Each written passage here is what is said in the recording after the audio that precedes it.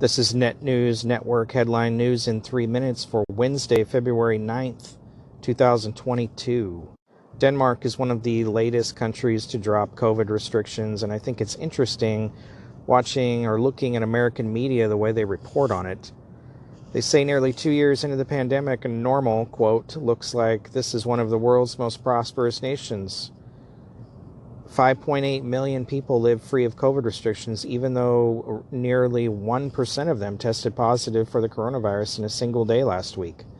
The country is reporting one of the world's highest COVID-19 cases per capita, and hospitalizations have reached an all-time high. But the government declared that as of February 1st, it would no longer consider COVID a socially critical disease and dropped all restrictions, including a mask mandate in closed spaces and on public transportation. Because they say deaths are way down and 1% of the population is insignificant.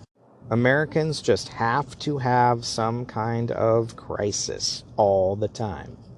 A year after winning a major court battle against the opening of so-called safe injection sites, safe havens for people to use heroin and other narcotics with protections against fatal overdoses, the Justice Department is signaling it might be open to allowing them. In response to questions from the Associated Press, the Justice Department said it is evaluating such facilities and talking to regulators about appropriate guardrails. Well, what a good idea that is. Let's just propagate people's addictions and the crimes they have to commit to maintain those addictions.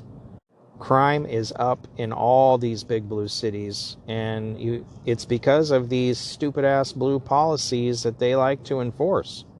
Bad idea, but I'm sure it's going to happen. The Department of Homeland Security has just warned of a heightened extremism threat, but it isn't ISIS or Al-Qaeda that's their main cause for concern. It is the proliferation of false or misleading narratives which sow discord or undermine public trust in U.S. government institutions. That's right, folks. If you say something that they believe undermines their authority, then you are a terrorist. They're coming for your First Amendment and your Second Amendment rights. Ottowa Police have began so-called interdictions to intercept food and supplies being brought to truckers at the Freedom Convoy protest. They are seizing gasoline and food being brought into the truckers and also sometimes arresting those people bringing them in. I wonder if they would have handled a BLM protest in such a way. This has been Net News Network headline news in 3 minutes. For more, visit netnewsnetwork.net. Thanks for listening.